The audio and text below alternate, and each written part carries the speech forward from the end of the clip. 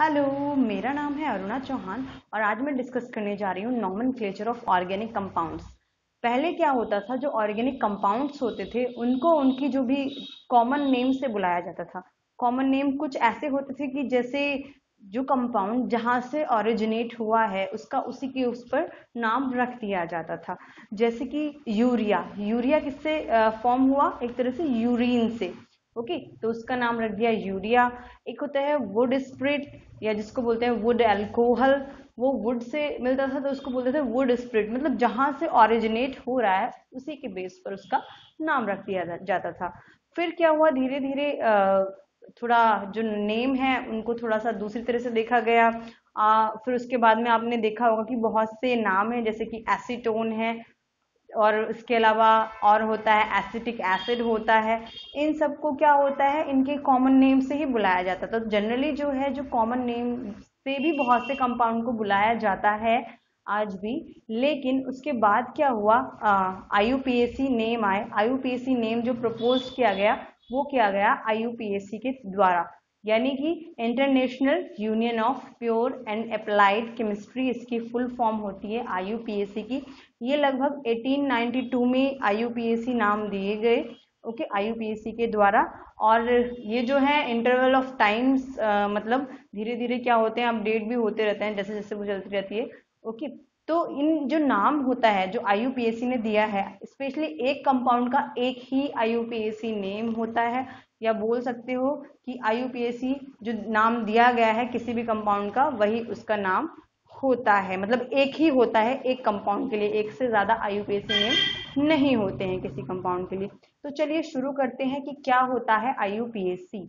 IUPAC में specially जो होता है इसकी 3 बेसिक यूनिट होती हैं। जब हम किसी कंपाउंड का आईयूपीएसी नेम लिखते हैं, जो बेसिक यूनिट होती है वो होती है कौन सी? एक होती है वर्ड रूट, एक होती है प्रीफिक्स, एक होती है सफिक्स। अब इसमें भी जो मॉलिक्यूल की बेसिक यूनिट होती है वो होती है वर्ड रूट।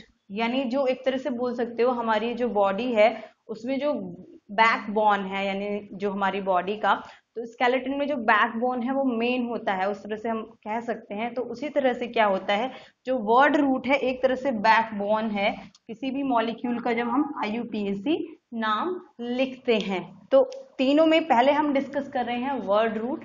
वर्ड रूट क्या होता है, यानी जैसे हमने कोई भी मॉलिक्यूल लिया, सपोज करो हमने कोई मॉलिक्यूल ले लिया, यानी कि ये है प्रोपेन का मॉलिक्यूल ले लेते हैं हम। अब इसकी जो बेसिक स्केलेटन है वो है ये स्ट्रक्चर, ओके, क्योंकि ये स्ट्रेट चेन है। तो इसमें जो प्रोपेन नाम आया, यानी कि प्रोप, इसको हमने क्या बोला, अगर इसका आईयूपीएसी नेम लिखें तो प्रोपेन।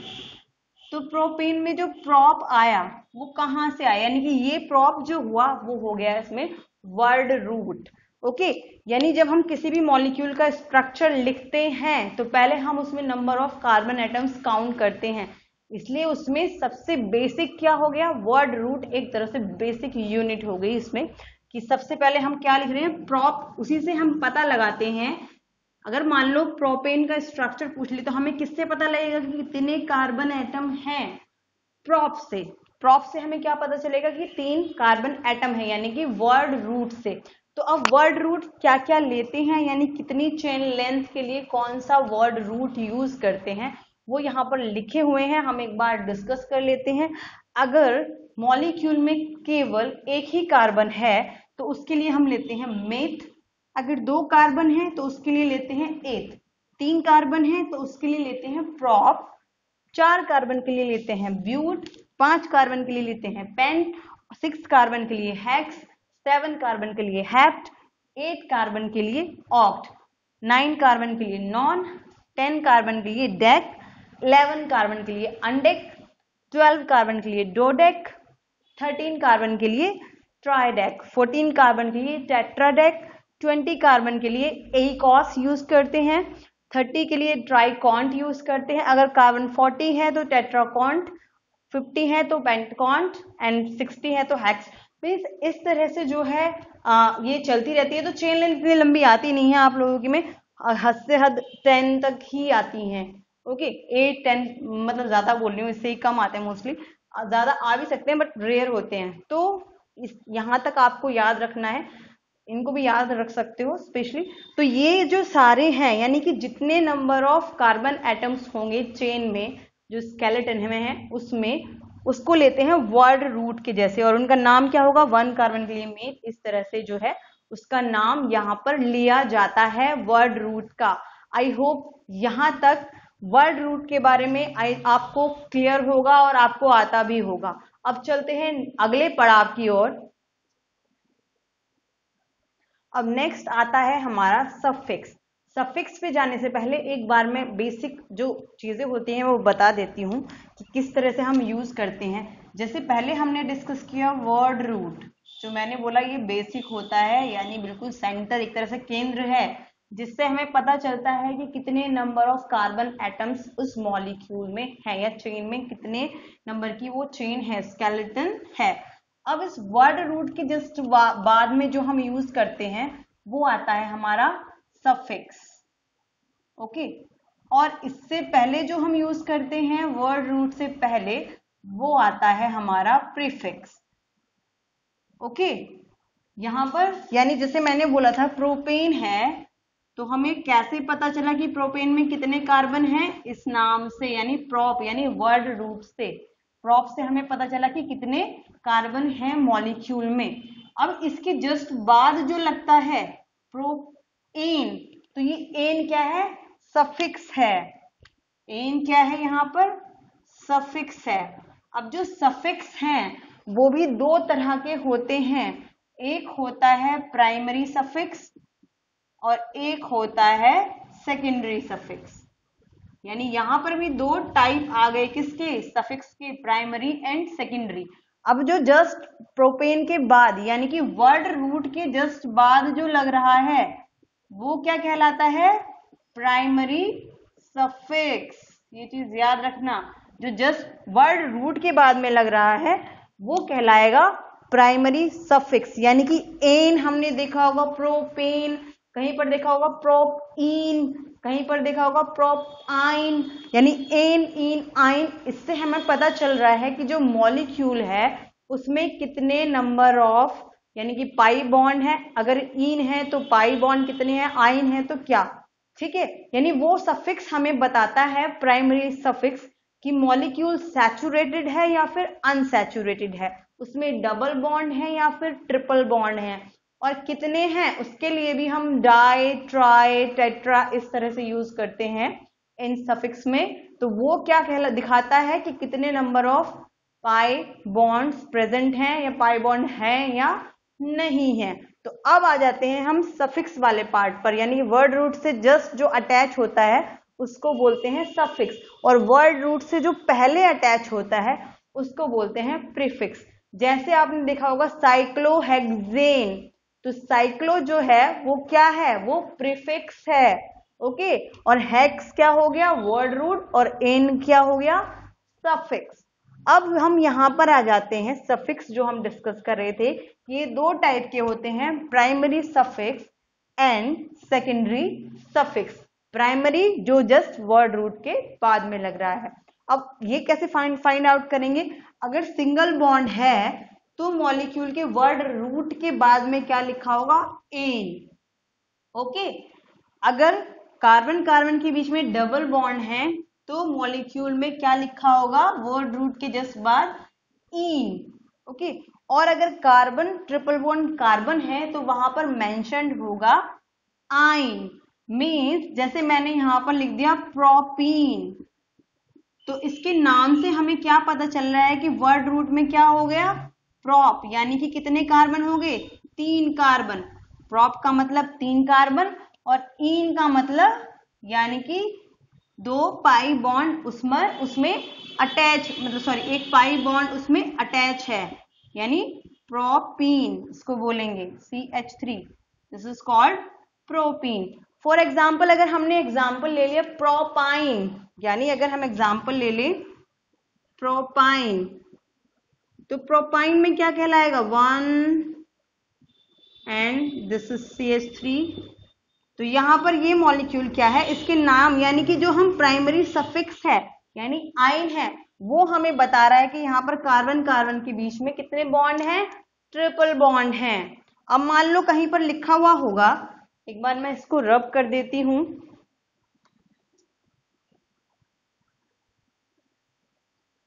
अब मान लो कहीं पर लिखा हुआ होगा क्या कि ब्यूट 1,2 ब्यूटीन डाई ब्यूटीन, मान लो एक मॉलिक्यूल दिया हुआ है 1,2 नहीं 1,3 डाई 1,3 ब्यूटाडाइइन 1,3 ब्यूटाडाइइन। ओके, तो यहां पर क्या होगा कि ये जो 1,3 है ये इंडिकेट कर रहा है कि 1 और 3 पोजीशन पर क्या लगा हुआ है, दो क्या है पाई बॉन्ड है, यहाँ डाइइन यानी कि दो हैं। और कौन सी, ये पोजीशन को इंडिकेट कर रहे हैं कि फर्स्ट पोजीशन पर है और थर्ड पोजीशन पर है। किसकी, इसकी मॉलिक्यूल की। ब्यूट का मतलब क्या हो गया, 4 कार्बन की एक स्ट्रेट चेन होगी, ब्यूटाडाइइन। अब जब यहाँ पर डाई वाई लगा देते हैं तो हम उससे पहले क्या लिखते हैं, ये इस तरह से ए आ जाता है ब्यूटाडाइइन। ओके, तो ए यहां पर आ जाएगा, आप देख रहे हो ब्यूटाडाइइन। अब यहां पर क्या है, 2 पाई बॉन्ड है। डाइइन का मतलब क्या हो गया, कितने पाई बॉन्ड हैं, 2 पाई बॉन्ड हैं। ओके, यानी कि कहीं पर क्या है, 2 पाई बॉन्ड प्रेजेंट है। इन से पहले क्या आ रहा है, डाई आ रहा है। अगर ट्राई आता तो ट्राई का मतलब क्या हो जाता है कि 3 पाई बॉन्ड हो गए उसमें। ओके, तो 1 पोजीशन हो गई ये, सेकंड पोजीशन हो गई ये, थर्ड पोजीशन हो गई ये एंड फोर्थ पोजीशन हो गई ये। तो फर्स्ट पोजीशन पर एक बॉन्ड और है, और कौन सी पोजीशन पर है, थर्ड पोजीशन पर। तो 1,3 ब्यूटाडाइइन, तो ये हो गया CH2, कार्बन की बैलेंसी पूरी कर लेंगे यहाँ पर, और CH2। तो ये किसका मॉलिक्यूल होगा, 1,3 ब्यूटाडाइइन का। यानी इसके नाम से ही हमें पता चल गया है कि फर्स्ट पोजीशन पर कौन लगा हुआ है, पाई बॉन्ड, और थर्ड पोजीशन पर पाई बॉन्ड लगा हुआ है, इसलिए यहाँ पर लिखा हुआ है 1,3 ब्यूटाडाइइन। आई होप ये क्लियर है। या फिर इसको इस तरह से भी लिखा हुआ मिल सकता है ये कि ब्यूट 1,3 डाइइन, इस तरह से भी लिखा हुआ मिलेगा। ब्यूट यानी कि कितने कार्बन है, 4, और पहली और थर्ड पोजीशन पर क्या है, डाइइन है। ओके, यानी कि 2 पाई बॉन्ड लगे हुए हैं। आई होप ये क्लियर है। तो ये हमें क्या बता रहा है, जो सफिक्स है यानी कि प्राइमरी सफिक्स, इसके बारे में बता रहा है कि कितने पाई बॉन्ड है। ओके, कौन सी पोजीशन पर है, पोजीशन बता रहे हैं ये पहली और थर्ड पोजीशन पर है। ओके, और बर्ड रूट हमें क्या बता रहा है कि कितने नंबर की जो चेन है वो कितने नंबर की है, यानी कि हमारे मॉलिक्यूल में जो चेन है, जो मेन स्केलेटन है मॉलिक्यूल का, वो कितने नंबर के कार्बन से मिलकर बना हुआ है। आई होप यहां तक क्लियर होगा प्राइमरी सफिक्स के बारे में। अब हम चलते हैं सेकेंडरी सफिक्स की ओर। अब हम यहाँ पर देखते हैं कि सेकेंडरी सफिक्स क्या होता है। हमने प्राइमरी सफिक्स की बात कर ली कि वर्ड रूट के बाद क्या आता है, प्राइमरी सफिक्स आता है जो बताता है कि मॉलिक्यूल सैचुरेटेड है या अनसैचुरेटेड है। ओके, अब सैचुरेटेड यानी कि जिसमें कोई पाई बॉन्ड या ट्रिपल बॉन्ड यानी कि डबल बॉन्ड या ट्रिपल बॉन्ड नहीं है, और ओके वो हो गया सैचुरेटेड, और जिसमें है वो हो गया अनसैचुरेटेड। अब आता है नेक्स्ट, क्या होता है सेकेंडरी सफिक्स। और सेकेंडरी सफिक्स क्या होता है, वो बताता है स्पेशली फंक्शनल ग्रुप के बारे में कि मॉलिक्यूल में कौन सा फंक्शनल ग्रुप अटैच्ड है, तो उसको बोलते हैं। यानी किसके बारे में बता रहा है, ये बता रहा है हमें फंक्शनल ग्रुप के बारे में। यानी हर एक स्टेप जो है वो हमें कुछ ना कुछ बता रहा है कि कौन सी चीज अटैच्ड है या मॉलिक्यूल किस तरह का होगा, इस तरह का इंडिकेशन दे रहा है। जैसे कि मैं एग्जाम्पल ले लेती हूँ, यहाँ पर हम लिखते हैं इथेनॉल।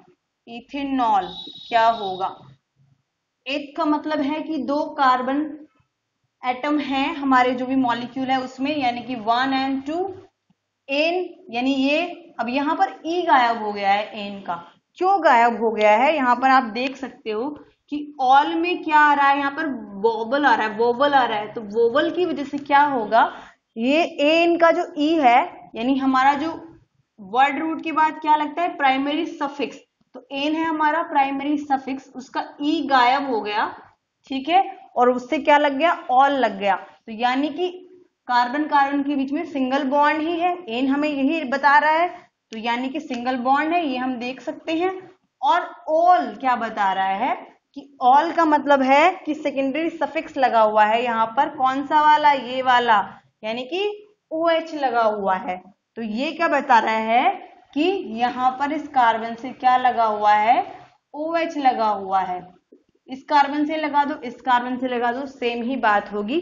तो ये किसका स्ट्रक्चर हो गया, इथेनॉल का। यानी इस ऑल से, यानी कि सेकेंडरी सफिक्स से हमें पता चल रहा है कि मॉलिक्यूल क्या है, अल्कोहल है। ओके, तो फंक्शनल ग्रुप जो है वो मॉलिक्यूल की एक तरह से प्रॉपर्टीज, केमिकल प्रॉपर्टीज के बारे में बताता है। ठीक है, तो हमें इससे क्या पता चल रहा है कि ये वाला जो मॉलिक्यूल है वो अल्कोहल है।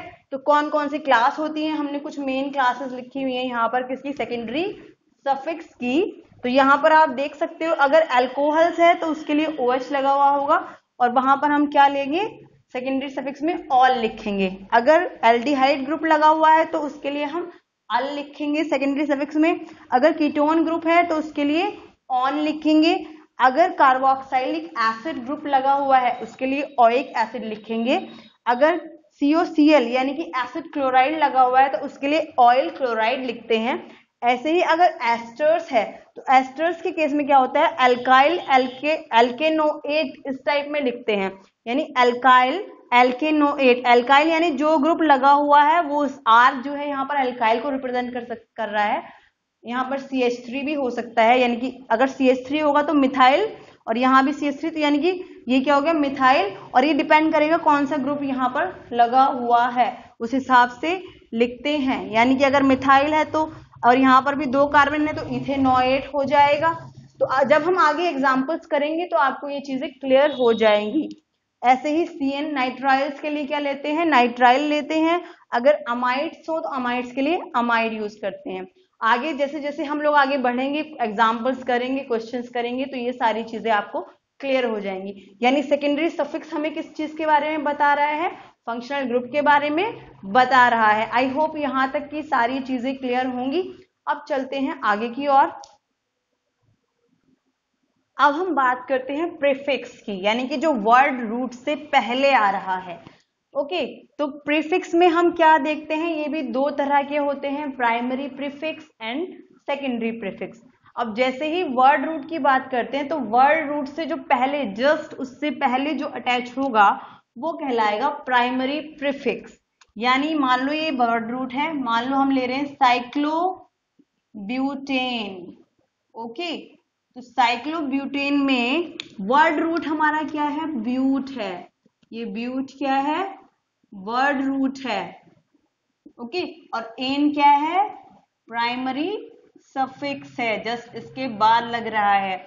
और साइक्लो क्या है, साइक्लो हो गया यहाँ पर प्रीफिक्स। और प्रीफिक्स में भी कौन सा, प्राइमरी प्रीफिक्स।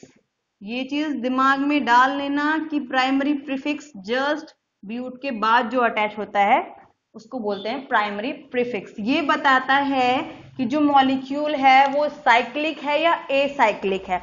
मतलब जो मॉलिक्यूल है, जो स्ट्रक्चर है वो क्लोज चेन में है, क्लोज चेन बना के क्या हो जाता है, साइकिल फॉर्म कर रहा है, यानी साइक्लिक फॉर्म में है, या फिर स्ट्रेट चेन में है यानी एसाइक्लिक है। ओके, तो यहाँ पर इससे हमें ये चीज पता चलती है। जैसे कि हमने लिया साइक्लोब्यूटेन, तो साइक्लोब्यूटेन का स्ट्रक्चर क्या होगा, CH2 CH2 CH2 CH2। तो हमने ये जो स्ट्रक्चर बनाया है यहाँ पर, वो हमें किससे पता चला, इस मॉलिक्यूल के नाम से, यानी IUPAC नेम से। अब उससे हमें क्या पता चला, साइक्लो का मतलब कि साइक्लिक है, ये क्या है, प्राइमरी प्रीफिक्स है। ब्यूट यानी कि 4 कार्बन है। ओके, और एन यानी कि सब आपस में एक दूसरे से जो कार्बन है वो सिंगल बॉन्ड के थ्रू लगे हुए हैं। आई होप यहां तक क्लियर होगा। यानी हम बोल सकते हैं कि प्राइमरी प्रीफिक्स हमें क्या बताता है कि स्ट्रक्चर साइक्लिक फॉर्म में है, यानी साइक्लिक है या फिर एसाइक्लिक है। तो प्राइमरी प्रीफिक्स हमें क्या बता रहा है कि साइक्लिक है। ओके, अब चलते हैं सेकेंडरी प्रीफिक्स की ओर। अब हम आते हैं सेकेंडरी प्रीफिक्स की ओर। अब मान लो कोई मॉलिक्यूल है जिसमें हो सकता है प्राइमरी प्रीफिक्स ना हो, अगर प्राइमरी प्रीफिक्स ना हो तो वर्ड रूट से जस्ट पहले क्या लगा हुआ होगा, सेकेंडरी प्रीफिक्स लगा हुआ होगा। ओके, यानी हम कह सकते हैं कि वर्ड रूट से जस्ट पहले आता है प्राइमरी प्रीफिक्स, फिर आता है सेकेंडरी प्रीफिक्स। तो सेकेंडरी प्रीफिक्स क्या होते हैं, एक तरह से जितने भी सब्स्टिट्यूएंट अटैच्ड हैं जो फंक्शनल ग्रुप में काउंट नहीं हो रहे हैं किसी भी मॉलिक्यूल में, तो वो सब्स्टिट्यूएंट किस में आ जाते हैं, सब के सब सेकेंडरी प्रीफिक्स में आ जाते हैं। यानी एक तरह से जो भी ब्रांचिंग हो मान लो किसी तरह की स्केलेटन में, वो भी किस में आ जाएंगे, जो भी ब्रांच होंगी वो भी सेकेंडरी प्रीफिक्स में आ जाएंगे, या फिर उनको सब्स्टिट्यूएंट्स भी बोल सकते हैं कि सब्स्टिट्यूएंट्स जो अटैच्ड होते हैं स्केलेटन में या बोल सकते हैं मेन चेन में, तो उनको बोलते हैं सेकेंडरी प्रीफिक्स। अब सेकेंडरी प्रीफिक्स यहाँ पर मैंने लिखे हुए हैं कुछ सेकेंडरी प्रीफिक्स के बारे में। मैं कोई एग्जांपल ले लेती हूँ। सपोज करो हमारे पास है 2-मिथाइल प्रोपेन, या फिर चलो ब्यूटेन लिख लेती हूँ, 2-मिथाइल ब्यूटेन। अब यहाँ पर हम फिर से देखते हैं, ब्यूट हमें क्या बता रहा है कि 4 कार्बन का मॉलिक्यूल है, जो मेन चेन है उसमें कितने हैं, 4 कार्बन है। एन हमें क्या बता रहा है, यानी ये क्या हो गया हमारा प्राइमरी सफिक्स हो गया, ये क्या हो गया वर्ड रूट क्या हो गया, एन यानी कि सिंगल बॉन्ड है, तो पहले 4 कार्बन लिख लेंगे हम यहाँ पर। ओके, सिंगल बॉन्ड ही लगाएंगे क्योंकि यहाँ पर लिखा हुआ है, पता चल रहा है मॉलिक्यूल से, एन यानी कि कार्बन कार्बन के बीच में सिंगल बॉन्ड। कोई भी प्राइमरी प्रीफिक्स नहीं है यानी साइक्लिक नहीं है, इससे हमें पता चल रहा है। ओके, अब यहाँ पर क्या लिखा हुआ है, 2-मिथाइल, यानी कि सेकंड पोजीशन पर ये जो मिथाइल है, ये मिथाइल क्या है, सेकेंडरी प्रीफिक्स है। ये क्या हो गया, सेकेंडरी प्रीफिक्स, यानी और ये कौन सी पोजीशन पर है, सेकंड पोजीशन पर है। तो ये नंबर क्या रिप्रेजेंट कर रहा है, इसकी पोजीशन को रिप्रेजेंट कर रहा है। तो इधर से कर लगा दो या इधर से कर लगा दो, स्ट्रेट चेन है, सेम ही बात होगी। मान लो हमने यहाँ पर ये मिथाइल ग्रुप लगा दिया। ओके, तो अब ये हो गया हमारा मॉलिक्यूल क्या, 2-मिथाइल ब्यूटेन, क्योंकि सेकंड पोजीशन पर क्या लगा हुआ है, मिथाइल ग्रुप। तो यहाँ पर जो ये मिथाइल सब्स्टिट्यूएंट लगा हुआ है, ये क्या है, मैंने आपको बताया सेकेंडरी प्रीफिक्स है। ओके, अब एक चीज और इसमें याद रखनी है, सेकेंडरी प्रीफिक्स में मान लो एक से ज्यादा अगर सेकेंडरी प्रीफिक्स दिए हुए हैं तो उनको हम अरेंज करेंगे उनके अल्फाबेटिकल ऑर्डर में। सपोज करो यहाँ पर एक और सब्स्टिट्यूएंट दिया हुआ है, यहाँ पर हमने हाइड्रोजन को हटा दिया और हमने यहाँ पर क्या लगा दिया, ब्रोमीन लगा दिया।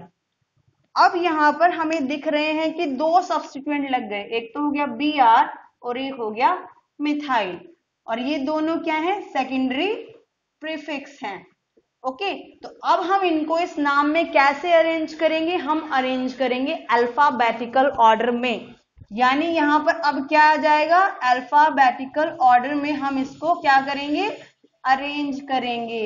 ये चीज याद रखना। तो अब हम इसका जब नाम लिखेंगे तो 1 और 2 यानी सेकंड पोजीशन पर ही ब्रोमीन है और सेकंड पोजीशन पर ही मिथाइल है, तो अब इसका नाम हो जाएगा 2 ब्रोमो, यानी कि ब्रोमीन क्या आएगा, पहले आएगा, तो इसका नाम होगा 2 ब्रोमो 2 मिथाइल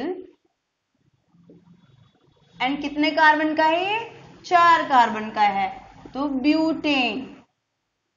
ओके, तो इनको कैसे अरेंज करते हैं हम, अल्फाबेटिकल ऑर्डर में अरेंज करते हैं सब्स्टिट्यूएंट को, ये चीज याद रखना।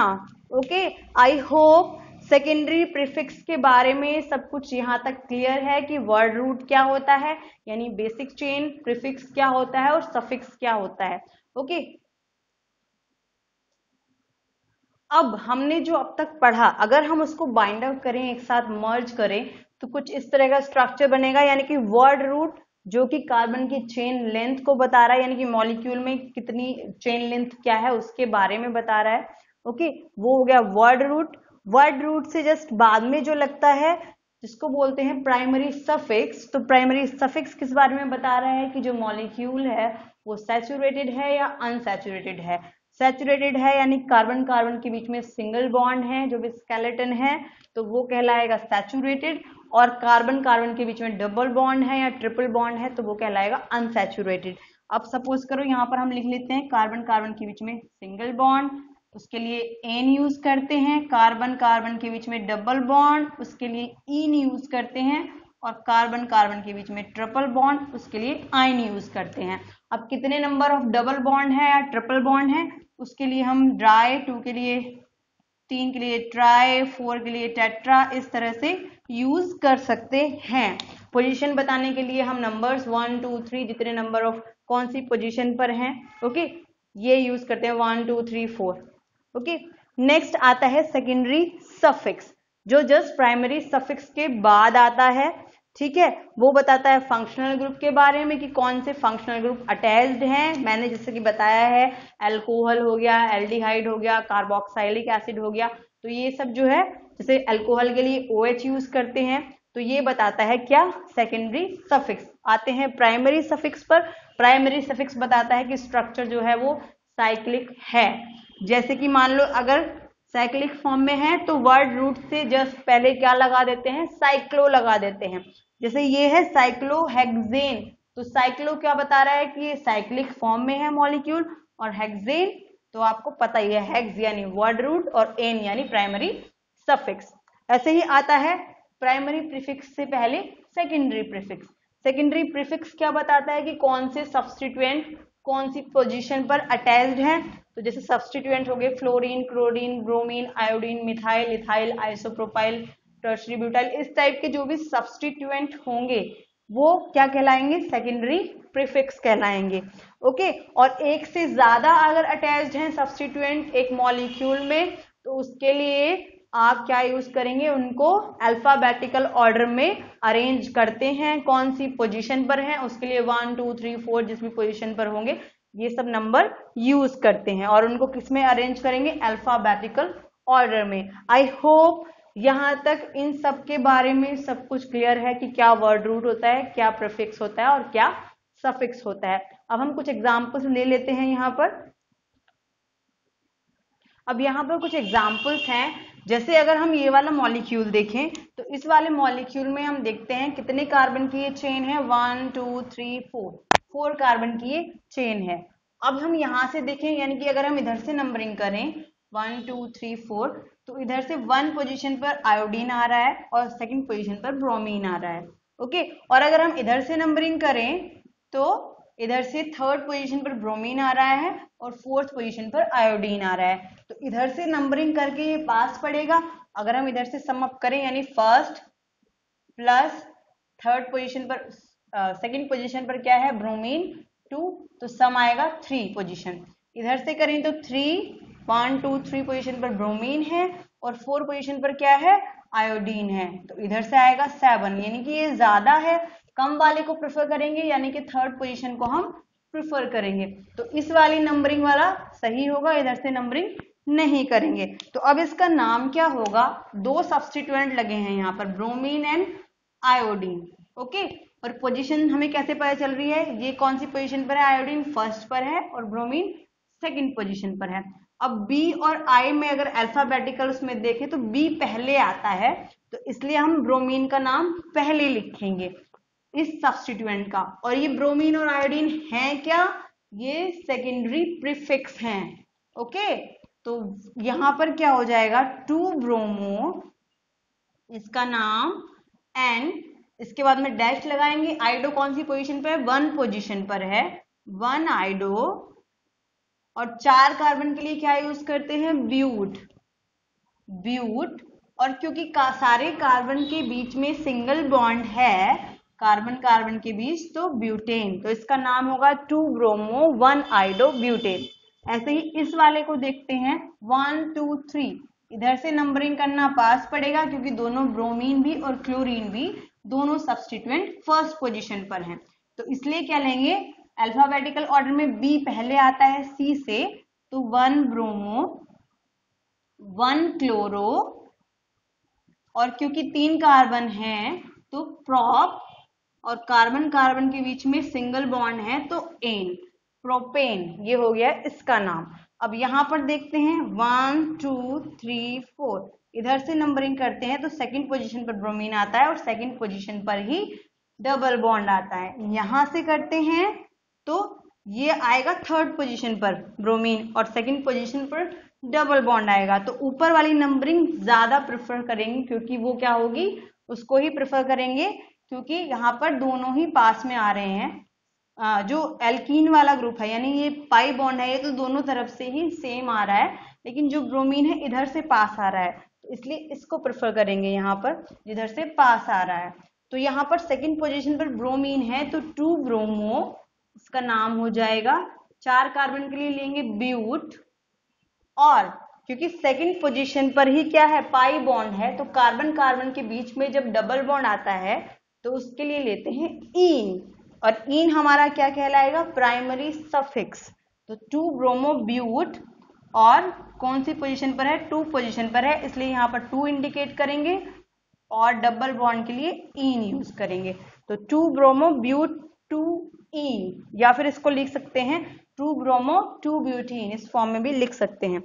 अब नेक्स्ट है ये, यहाँ पर देखिए 1 2 3 4, सेकेंड पोजीशन पर 1 2 3 4, दोनों तरफ से किधर से भी कर लो दोनों तरफ से सेम ही आएगी नंबरिंग। तो 4 कार्बन के लिए क्या लिखेंगे, ब्यूट, और कौन सी पोजीशन पर क्या आ रहा है, ये पाई बॉन्ड आ रहा है, सेकंड पोजीशन पर आ रहा है ट्रिपल बॉन्ड। तो ट्रिपल बॉन्ड के लिए क्या लेते हैं, जब कार्बन कार्बन के बीच में ट्रिपल बॉन्ड आता है तो उसके लिए लेते हैं आइन, और ये कौन सी पोजीशन पर है, सेकंड पोजीशन पर है, तो ब्यूट 2 आइन इसका नाम हो जाएगा। आई होप यहाँ तक आपको क्लियर है। अब आगे इसको और डिटेल में जानने के लिए हम अगली क्लास में पढ़ेंगे इसी के बारे में कि कैसे नंबरिंग करते हैं, कैसे ब्रांचिंग वाले उसमें नंबरिंग करते हैं। तो डिफरेंट एग्जाम्पल्स लेंगे और नंबरिंग करेंगे और क्वेश्चंस में और IUPAC में और ज्यादा जानने की कोशिश करेंगे। आई होप ये क्लास आपको पसंद आई होगी।